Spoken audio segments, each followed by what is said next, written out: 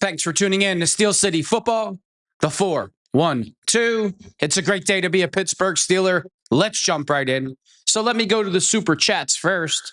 I'm always happy when I have a listener in the chats. Here we go. Sports says, "What's up, buddy? Happy to catch a live show.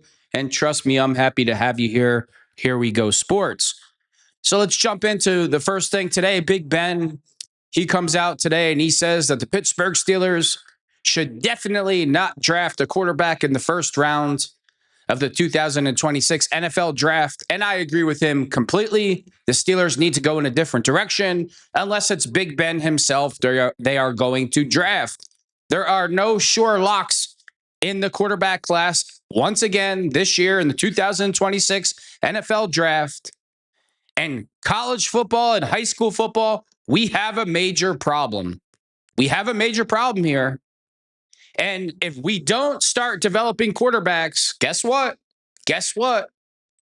We're not going to have an NFL anymore. And why does this keep happening? Why do the high school levels, why does the college level, why do they have a problem developing quarterbacks? You know why?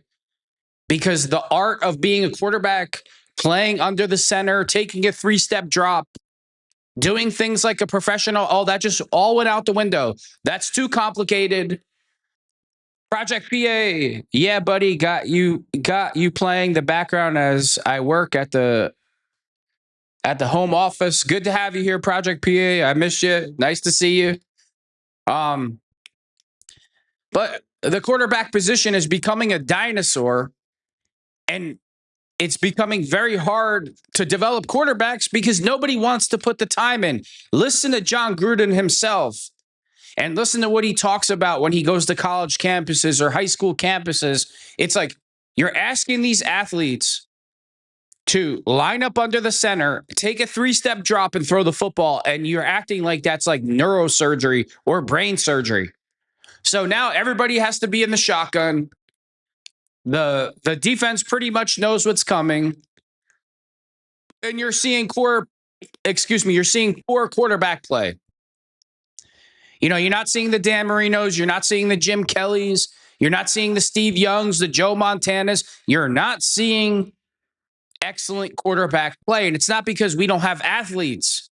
There's more athletes, more than ever. Look at all these guys at the combine now. Everybody made a big deal with Bo Jackson and Deion Sanders ran their 40 at the combine. Now every player in the combine is running these types of 40s. It's like no big deal. You know, they run a 4.2, they run a 4.3. Nobody even cares anymore. Nobody even blinks. Project PA says, for sure, it takes time to develop a QB. He should know this. Yeah, I agree. Hey, I changed my format. On my show. I've been going live. I think I talk better live, but also because you don't really have to edit anything when you go live. It's easier to talk, but my views are way down. And I read an article. It said that when you go live, the algorithm has to redistribute your videos again. Like it doesn't recognize your videos as if they were pre-recorded. Now, it's not like I was getting 200,000 views before per video, but I definitely was getting more views. Have you guys been getting notifications that you've been getting my videos live? I'm just curious now that you're here. Well, I don't think that Big Ben is he's not saying to grab a quarterback. I agree with him. You know, I agree with Big Ben. We definitely should not grab a quarterback. I don't want to waste that pick. You know, everybody. I wouldn't mind if we got a wide receiver. Obviously, I'm always going to be defensively biased. So then you see Sonny Styles, the linebacker from Ohio State that played with Jack Sawyer in high school. Excuse me. You saw his astronomical combine numbers, and he has pretty good film. He's got pretty good tape. No, but I shut my notification. Oh, I see what you're saying. All right. Well, if anybody knows, just let me know. You know, Sonny Styles from Ohio State, the inside linebacker, he kind of reminds me of Ryan Shazier in a way. He's just bigger and, you know, as fast as Shazier was, he's more athletic. You know, I don't know. I don't think that the safety, Caleb Downs from Ohio State, is going to be, you know, we're not going to be able to get him where we're picking in the draft. But if that inside linebacker from Ohio State is available, I think we need to go in that direction. Ryan Stanley 1775 says, "Nope, I haven't been getting live notifications." Isn't that wonderful? Isn't that wonderful when you're trying to work hard and you're trying to create something and your viewers tell you like, "Yeah, I'm subscribed, but I haven't been getting notifications." I wouldn't expect anything else from YouTube. I really wouldn't, because they're just brutal sometimes. Let me try to stay on topic. I appreciate the information. Thank you. Really do. Let's see what Big Ben had to say.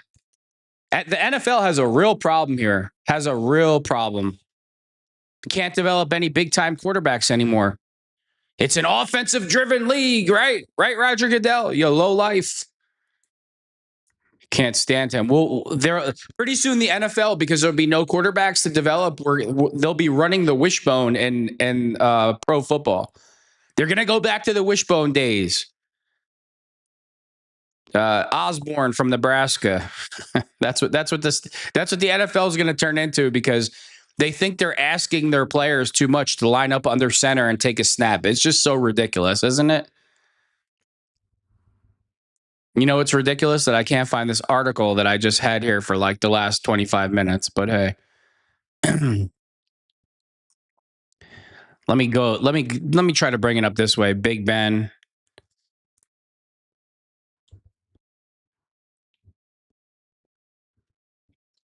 God, if the Steelers draft another Kenny Pickett, I'm just gonna like lose. I can't take this. First, let's see this article. It's time they build up this offense. Roethlisberger suggests how to fix the Steelers.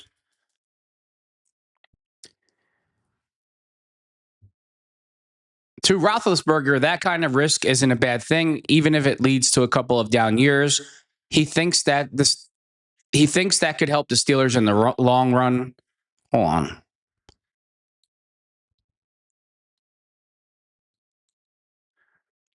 Are you okay having one or two subpar under 500 years? I am. I'm completely prepared to have that. In order to have something in the next 3 to 5 that can, hey, we really have a shot here. So personally, I'm okay being like, let's build this team. Let's get our hiccups. Roethlisberger said Tuesday on his football and podcast, you could build so that in 3 to 5 years, it's like, hey, we're one of the favorites. Yeah, pretty much like with Big Ben. They had all the pieces in place.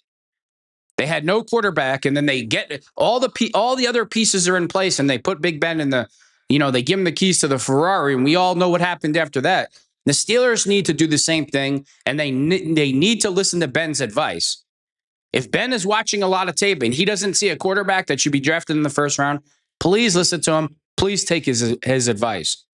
Ryan Stanley 1775 says, then time and effort aren't put into these guys with talent anymore.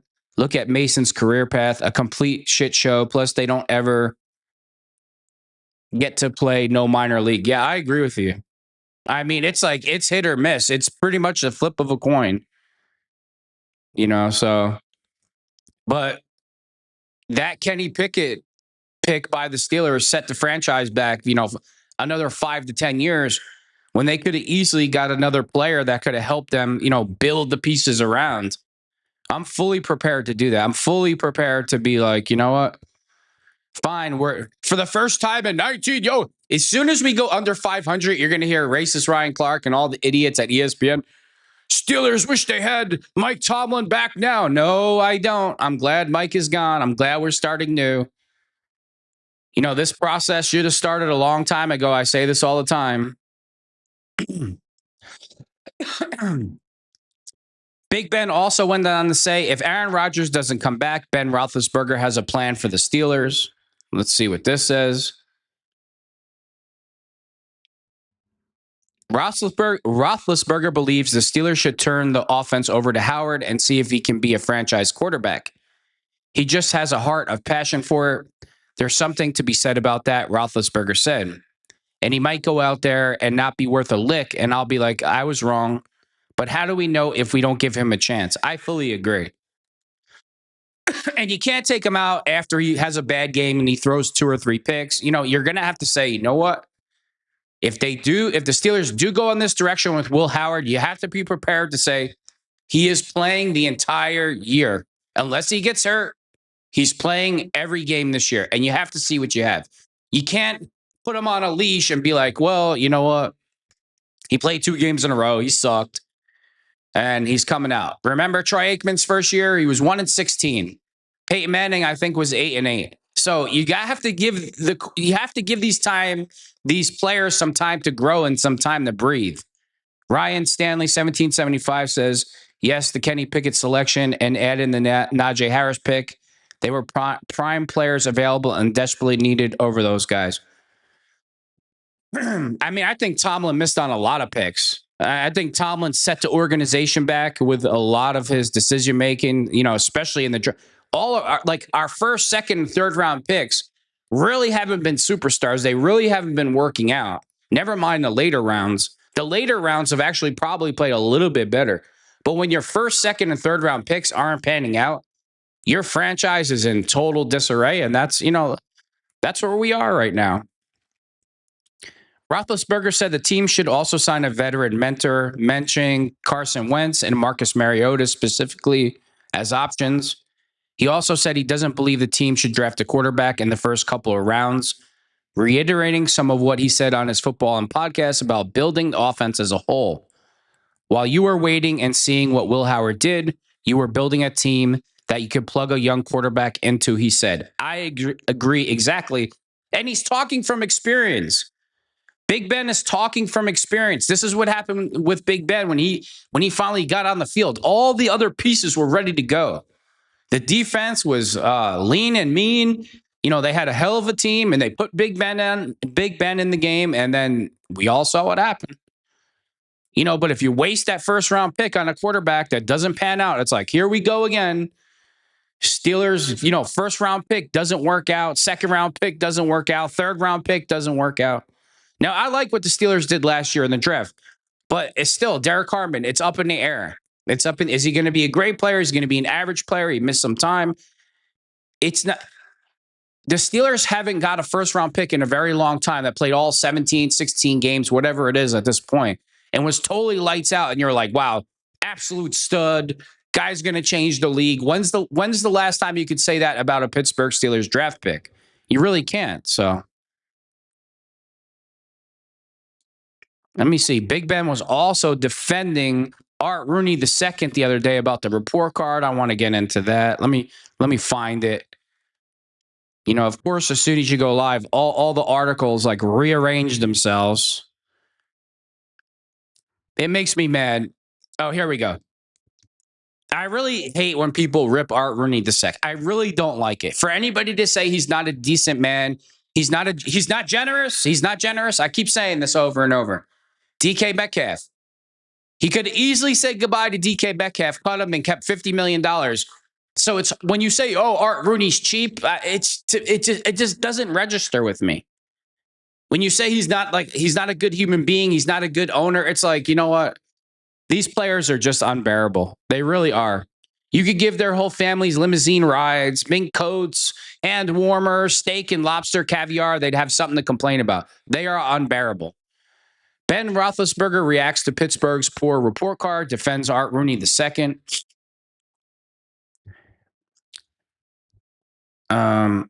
Though Ben Roethlisberger doesn't recall ever filling out a report card that graded the Pittsburgh Steelers franchise, he shared his thoughts on the team's latest negative marks for the 2025 season.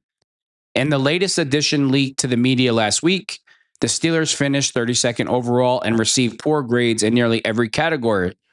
Roethlisberger shared his theory on why. I think that's a big thing, Roethlisberger said on his football and podcast with co-host Spencer Teo. If you come from a different team or a different facility, and then you come here, you maybe realize I remember guys leaving Pittsburgh that only been in Pittsburgh, and then hearing from them being like, holy cow, this weight room is a lot bigger than what we have, or the locker room's a lot bigger, or we fly on a different plane. Pittsburgh has consistently turned over its roster and brought in waves of new talent. Last year, the Steelers ranked 6th in roster turnover among teams that did not hire a new head coach and or general manager. Outsiders coming from bigger and better facilities have experiences that homegrown guys don't. Those who know only what Pittsburgh provides are less likely to grade harshly than those who have other teams to compare it to. Excuse me.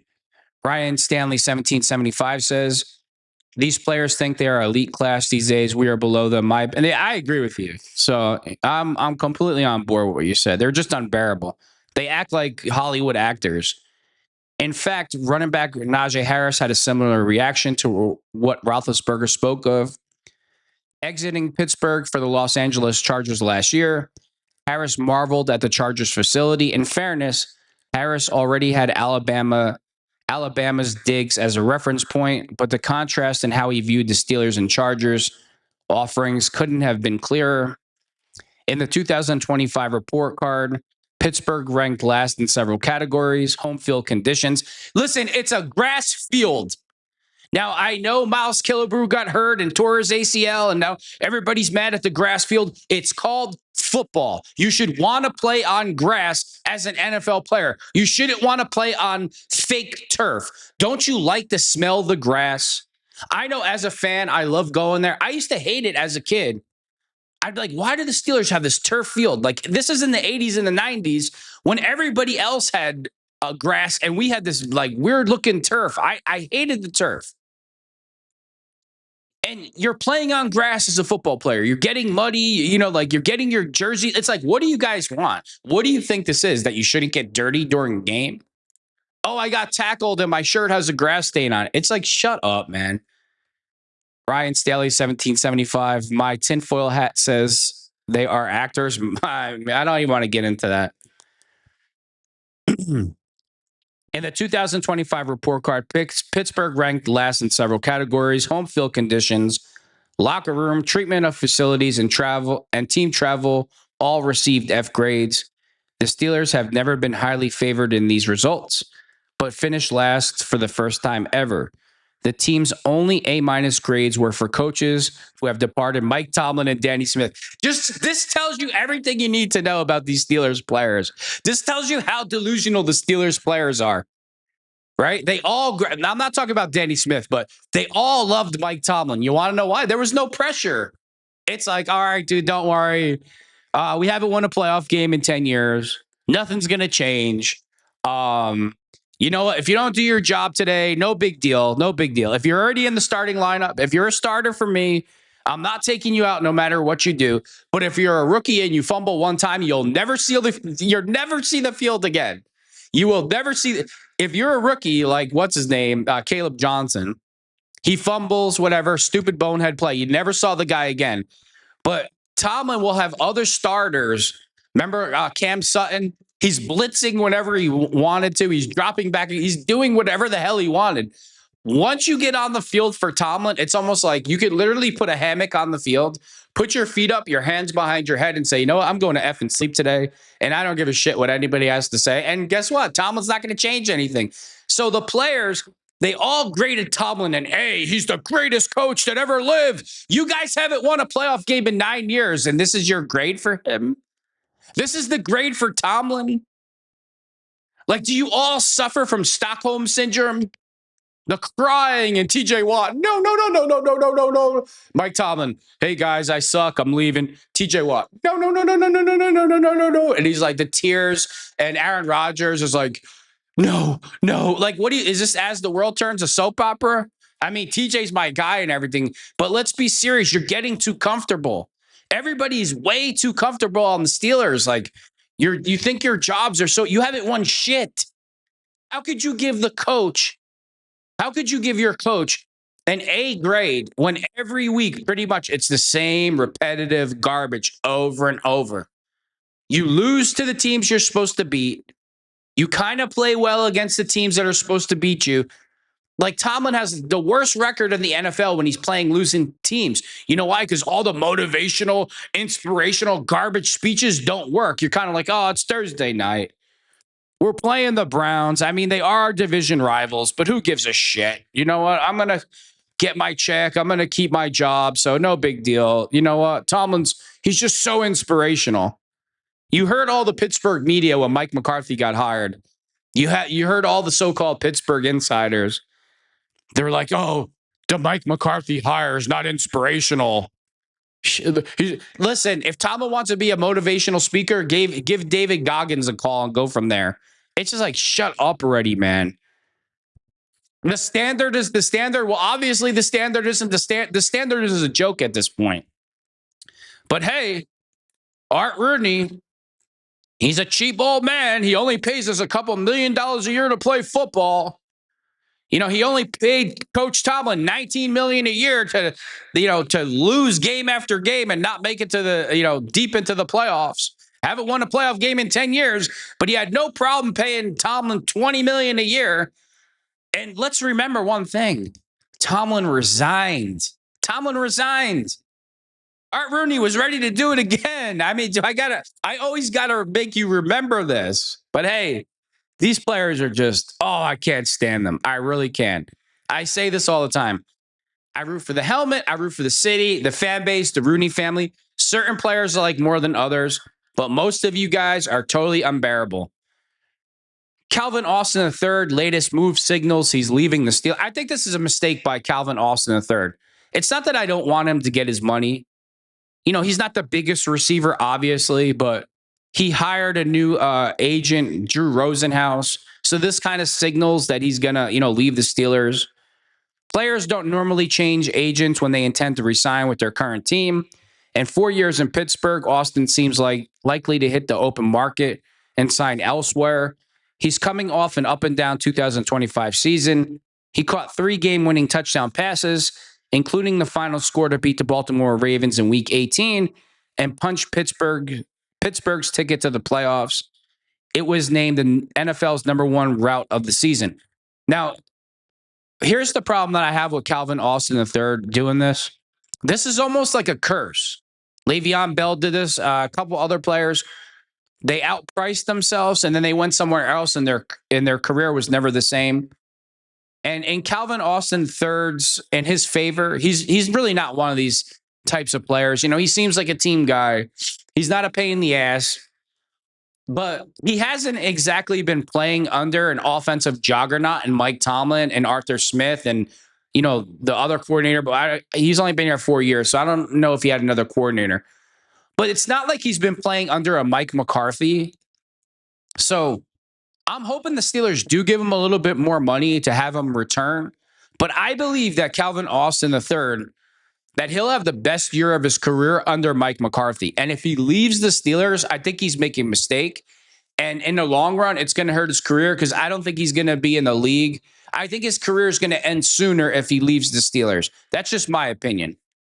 Ryan Stanley, 1775, says DK will never, ever live down the uninspired hire, and TJ Watt will say, no, in my mind for eternity. It's pathetically funny. That's a funny comment. Yeah, that is pretty funny. Yeah, it's fun. I didn't want to mention DK's name because I do like him, but, DK from DK Sports, I remember the McCarthy hire, and it must have been like first thing in the morning. I don't know if he was in a hotel or whatever. It was early in the morning. And the camera's on, and his hair's kind of messy, and he's like, this is an uninspiring hire. Mike McCarthy, it's not inspiring. It's not a motivational hire. And I'm just like, dude, come on, man. I mean, seriously, you call Mike Tomlin inspiring? What is so inspiring? What have you been inspired by for the last 19 years? I hate when people say, don't say that. Don't say that. Mike Tomlin inherited Big Ben. He inherited a Ferrari. Mike Tomlin's first car was a Ferrari. It wasn't a Toyota. He inherited Big Ben and one of the best defenses to ever play in the NFL. That was led by Dick LeBeau. He couldn't have been put in a better situation, meaning Mike Tomlin. What was so inspirational? Okay, he was a good coach. He was an average coach. But if he doesn't come in and all the pieces aren't perfect for him, he's a below average coach. So he gets to Pittsburgh and he has all these legends around him. Keith Butler, Dick LeBeau, the defense, Big Ben. It's ready to go. It's ready to. All you got to do is push play, push drive, and it's ready to go. You make it sound. Here, I'm gonna go back to the Cowboys. Jimmy Johnson, he takes over the Cowboys. His first year, they're 1-16. He gets Troy Aikman in he drafts Troy Aikman. Cowboys go 1-16. Following year, they go 8-8. The next year, they go 10-6. The fourth year, they win the Super Bowl. That's good coaching. He built the team. Let me know what team Tomlin built. You know what? I don't want Tomlin to retire. I want Tomlin to go to the Raiders. I want Tomlin to go to the Browns. I want Tomlin to go to another team, and I want to see Tomlin build the team. I want to see Tomlin draft the quarterback. I want to see him hire the defensive coordinator. I want to see him hire the offensive coordinator. I want to see Tomlin build you know what? I want to see the team that hires Tomlin in the next job come out and say this. I want to hear them come out and say this. We hired Mike Tomlin to be the boss of all bosses. You know, he's the biggest boss here. We gave him total control of our organization. He is going to build a championship team for us. That's what I want the next team to say. And I want them to give the keys to Tomlin, and we'll see how good that team is. I guarantee that team is total garbage. I guarantee that team is a total dumpster fire. It's like Stephen A. Smith is still making excuses for Tomlin after Tomlin resigned. He's on ESPN. He's like, can Omar Khan finally do his job? Can Omar Khan finally get Mike Tomlin a quarterback? Oh, yeah, because Mike Tomlin wasn't involved in any of the decisions about the players who Omar Khan was drafting. Matter of fact, if I had to bet money, I would say if Tomlin didn't agree, they weren't drafting him. But hey, let's keep making the excuses. Project PA says facts. Yes, exactly. Facts. I want to say, you know what, Tomlin? Go to the Raiders. This is what I hope happens. Supposedly the Raiders are taking Fernando Mendoza, pick 1 in the draft in 2026. Okay? Tom Brady's the owner. Give Tomlin the job. Give him the first-round draft pick. Let him pick Mendoza. Let him build the team. I guarantee that team is garbage for life. For life. That's my opinion. That's what I will put my money on. So tired of the nonsense. I really am. God, it's like you're all just crazy. It really is. It's a mental disorder. Listen, I understand why it happened. I do. I really do. ESPN is the mouthpiece, and it's the vocal mouthpiece for the NFL narrative. So if the NFL is telling ESPN to push out the Mike Tomlin narrative like he's the greatest coach ever, that's what they pump into the airwaves. That's what they pump into your TV. 24 hours a day, Tomlin's the greatest coach ever. It's like you talk to people that don't follow the Steelers or like, you know, from other cities, and they really think that Tomlin is Vince Lombardi or something. It's just like, all right, whatever. I'm moving on. I'm going to try not to talk about Tomlin because you can see how I get. I'm traumatized. It's like I have Stockholm syndrome. If Steelers lose Isaac Seumalo, a potential replacement just became available. I really hope we don't lose him, but the Chargers plan to release guard Mekhi Becton in the coming days per source. The move saves Los Angeles $9.7 million against the cap. The Pittsburgh Steelers' biggest free agency loss could come through left guard Isaac Seumalo, expected to command a strong market and accompanying price tag. His departure would leave a hole in the team's front five. If the Steelers aim to replace him with an external veteran, a new name just became available. Per ESPN's Jeremy Fowler, the Los Angeles Chargers are releasing guard Mekhi Becton. Well, here's the problem I got with this. Here's the problem that I have with this move. If you bring in Mekhi Becton, how much money are you going to pay him? Like, you're going to pay him. You're going to pay him pretty good money. So why not just pay why not just pay Isaac Seumalo? We're $60 million under the cap. We're $75 million under the cap. Is he a problem in the locker room? No. Has he been banged up and missed a couple games here or there? Yes. Is it mostly soft tissue injuries? Yes. It's not like he tore ACL or has a neck injury. I blame that on the strength and conditioning coach. When he has he played well? Yes. is there going to be a big market for him? Well, if there's going to be a big market for Isaac Seumalo, then that must mean he could still play, right?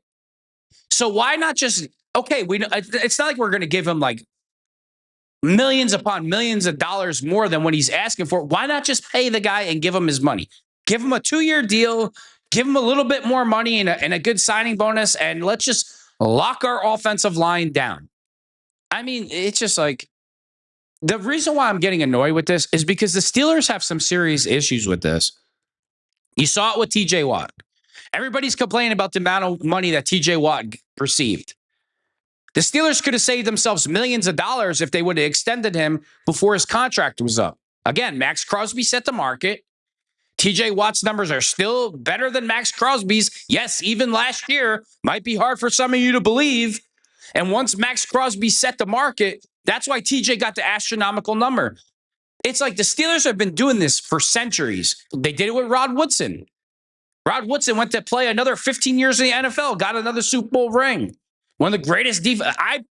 You can't put anybody above Mel Blount because they changed the rules for Mel Blount. But I believe that Rod Woodson is the second greatest defensive back to ever play in the NFL. When you saw Rod Woodson in his prime and the way he could break on a ball, and you could see the things that he did on the field with his speed and instincts, he was phenomenal. It was beautiful watching him play. And he wanted to be a Steeler for life. And they weren't too far off the money.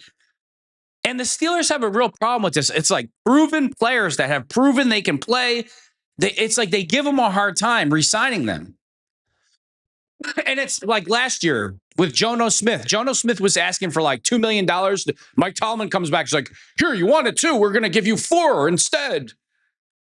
They did it with Jalen Ramsey. They gave him like a big money before, they gave him a big contract, but they gave him more money that he was asking for. I'm forgetting somebody else. Jono Smith, Jalen Ramsey, and there was another guy they did it to last year. And it's like, these players are coming from other teams and you're paying them more money than what they're asking for. Like you're giving them extra bonuses. But the guys that have been on your roster for a long time that prove they can play, you kind of give them. That's the way it appears to me from the outside looking in. It's like that you kind of like being stingy and taking your time paying them. And it like sends a bad message to the rest of the team. Like, hey, if you're a veteran here and you've been here a while and you've been doing the right thing and you've been performing, contract time, other guys from other teams who are really not that good anymore, we're going to give them an abundance of money. But we're going to take our time paying you. And by the way, we might not really want to pay you what you're worth. Makes no sense. I mean, that's the way it looks from the outside looking in. I'm just saying. Again, I'm Art Rooney, the second guy. I like Mr. Rooney, and it's not because I'm just trying to get a job being his assistant. I do like him as a human being. But that's the way it looks.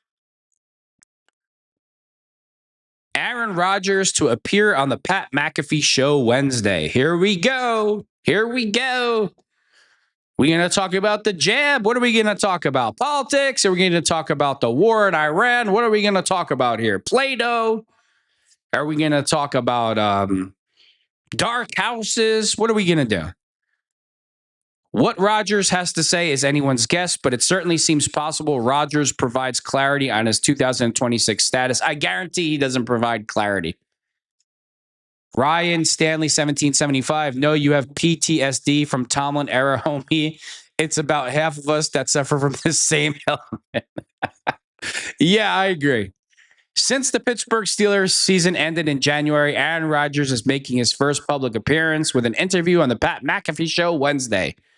McAfee started the show by announcing Rodgers will join the program at 2:05 Eastern time today. What Rodgers has to say is anyone's guess, but it certainly seems possible Rodgers provides clarity on his 2026 status. No, he's not. Where is he at? What are his thoughts as he heads into another offseason in which anything I assume is possible? McAfee said in teasing the interview. If he's the Steelers' best option and Will Howard can't beat him out, then he's got to play. If he wants to play and Will Howard can't beat him out and he's the Steelers' best option as much as I was against it last year at the end of the season, I gave myself a timeout and I'm like, you know what? If he's the best man for the job, then he deserves to play. Not a popular statement, but it is what it is exactly what it is. This is where we are. This is where the process is. Sometimes you got to take a step, 2 steps back to go 2 steps forward. And that's just, this process should have started a long time ago. Here we go. Another ESPN so-called professional analyst. He says, with desperate need, Riddick expects Steelers to pursue Kyle Murray. Can we just stop? I don't want a 5-foot-tall quarterback, okay? I'm not the tallest guy in the world, but I don't want a short quarterback. So can we just stop, please? He's had all types of issues in Arizona. He's known as a diva. He's known as a guy that really doesn't like to work hard. It's like all of these so-called ESPN analysts, they love to send all the problem children to Pittsburgh. It's just so ridiculous. This is what Riddick had to say. He is still only 28 years old, Riddick said on ESPN's Get Up Wednesday morning. The quarterback position is always supply and demand driven market. The supply never really meets the demand anyway. You know that there are going to be teams that are going to extend themselves to try and get this young man if the need is that desperate. It is desperate in New York. It is desperate, quite honestly. I believe still in Pittsburgh, regardless of what Aaron Rodgers decides to do. They need to find a longer term option, not a year-to-year option in Pittsburgh, and Kyler can give you that. Now, I totally disagree with this. I totally disagree with this statement by Louis Riddick, and I'll make it really simple why. You already have seen Kyle Murray's been the starter since day one in Arizona. You've already seen exactly what you're going to get with Kyle Murray, correct? I mean, how many years has he been in the league? 5, 8, 10? He's been a starter forever since the day he stepped in. You know exactly what you're getting. It only gets worse as you get older. It's not really going to get better for the most part. He's not going to turn into a Baker Mayfield. And while we're on that topic, let me not get too far off the topic. Baker Mayfield, people want to criticize him in Cleveland. I do remember that Baker took Cleveland to their first playoff win in a million years on a shitty team, and the Browns still got rid of him. So you can't even count any of that. Only the Browns could F up Baker Mayfield. And remember who could have had Baker Mayfield, and that's the Steelers for $1 million a year. But Tomlin, the genius, said, no, thank you. But hey, I'm trying to stay on topic here. I do not want Kyle Murray to be the quarterback of the Steelers. And I literally would rather if they said Will Howard or Kyle Murray, I'm fully prepared to be like, let's see what Will Howard can do. Let's see if the 6'5", 240-pound Josh Allen prototype can play football. Let's bring in John Gruden. Let's bring in Chucky. He already has Mike McCarthy there to help him. John Gruden absolutely loved Will Howard. We can bring him in. They can develop him. We can give him the best possible supporting cast of coaches, maybe not wide receivers, of coaches, and let's see what the young man can do. And once you start him, he needs to start the entire year. That means if he plays 3 bad games in a row where he throws 3 picks a game, he needs to finish the entire season. You need to see a full body of work. I know Steeler fans, oh, no, I don't like that. He sucks. He'll lose 2 games. He sucks. He's the worst quarterback ever. Wow, do I really got to bring up the legends of the game, some of their records, their first year or two in the NFL? Sometimes you got to do it. Sometimes that's what you got to do. And I know Steeler fans don't want to hear this, but you come on. Kyle, I'm not even reading the article. I'm not. Jabril Peppers, supposedly he's supposed to leave the Steelers. No big deal, whatever. I think it's over for him. Project PA says Kyler Murray is too small. I also said he should have played base. Yeah, I felt the same way. I mean, when you're that small in the NFL, you're either a receiver, a cornerback. If you're kind of thick, you could be a running back. But a quarter, I'm surprised he even has done as well as he has been doing. I mean, I'm totally shocked, honestly. I mean, I think Doug Flutie's taller than him. I mean, Doug Flutie was a hell of a player, but Doug Flutie's like a once in a million in a lifetime player. You know, it's very rare that it's going to work out. So even though Kyle Murray's had limited success, I'm surprised he even had that much success. Beat writer points to area of Steelers roster where Mike McCarthy will have impact. In hiring Mike McCarthy to replace Mike Tomlin, the Steelers seem to opt for stability, but where might things change? Project PA says he could have had a long career being an outfield. That's what I heard too. I heard the same thing. Obviously, McCarthy has an offensive background, whereas Tomlin had a defensive background. But with Tomlin, went nearly his entire staff, and that's where Ray Filipalo sees things impacting the roster. And he believes McCarthy and his coaching staff will affect the Steelers roster in one area in particular.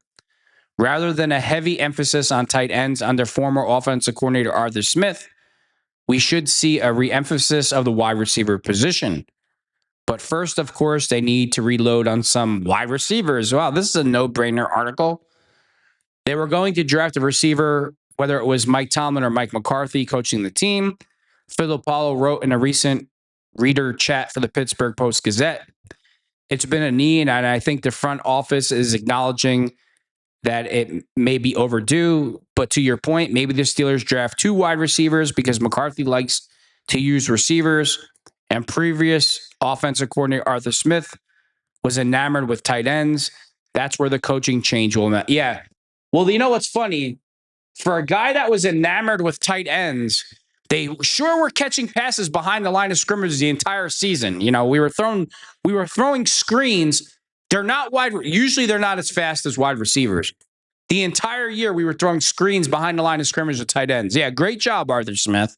Wonderful. Let's take it back to the Stone Age. Let's not throw the ball over the middle of the field. And every time we did, what happened? We completed a pass for 30 to 50 yards to Pat Freiermuth. But hey, it's whatever. I'm not even reading about it. It's infuriating. It really is. And here's the problem. Just like at quarterback, the Steelers have a problem at receiver. If the Steelers draft a receiver in the first round, this receiver better have no mental baggage. He better not have any criminal convictions. He better not have any domestic issues. He better be a good teammate. If the Steelers mess this up again, where we bring in another problem child receiver, and it's our first round pick, and he turns into George Pickens, Tyreek Hill, it's like the quarterback position and the wide receiver position. From the fan base perspective and the fan base's anger, you really can't afford to mess those 2 positions up because we have been through enough. We have been through enough with these 2 positions. Think about it. Think about, as a Steeler fan, what you've been through mentally with these idiots that the Steelers keep signing on the field. Now, I was all for Malachi Lemon. I watch USC games all the time. And he's phenomenal on the field. But I'll tell you, man, when they interview that kid at the combine, he's downright scary. It's like, is this dude a serial killer? Did you guys see the Malachi Lemon interviews at the draft? Oh, all right. I'll bring one up. Let's watch it together. Let's watch it as a group. Hold on. Let's see if it comes up. Let me bring it up.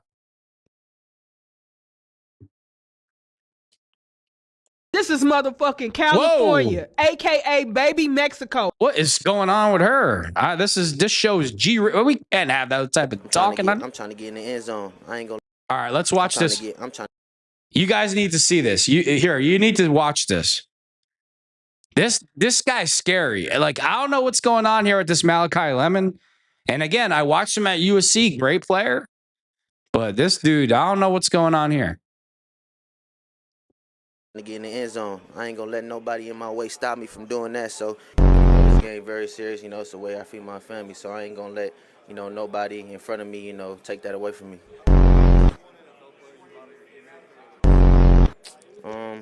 Just making sure I stay level and just running fast and just catching every ball.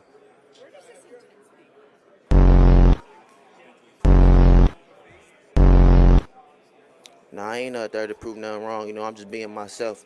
You know, and then what comes with it, come with it. I'm trying to get. Oh, I have a feeling he'll be a Steeler acting like that. I don't know what's going on here. Of course, the liberal reporter. Where does this intensity come from? You seem like a very intense young man. I don't know. Maybe all the drill music that he's listening to. Maybe all the Chief Keef that he's listening to. Maybe King Vaughn, and just what we need, right? I mean, the Steeler fans haven't been through enough. Leave it to the woke liberal. Where does this intensity come from? I don't know. I don't know what could go wrong with giving him $20 million. I mean, hey, maybe we should get him a shrink before he enters the building because he's got me a little nervous. It's just me, just my opinion. It seems like something's going on there, but hey, looks like he's got that Steeler DNA, as they say. No, it's me. I'm just cynical. I'm just being negative. It's me.